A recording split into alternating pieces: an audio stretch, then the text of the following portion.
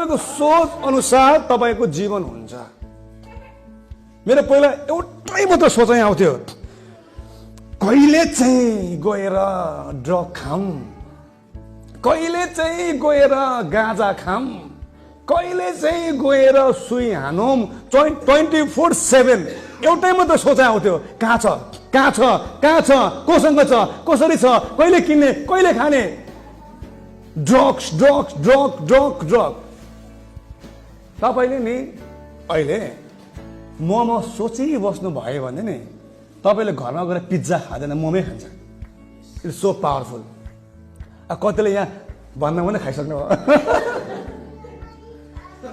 साँच्चै हो, खसीको मासु सोचिबस्नु त अटोमेटिकली तपाईँलाई सेकुवातिर गएर खसीको सेवा खानु मन लाग्छ। It's so powerful.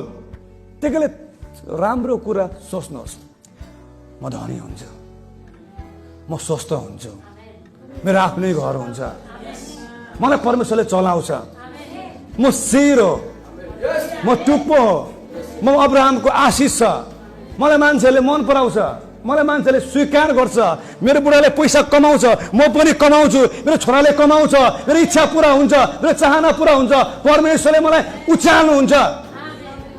यो सोच्नुहोस् त।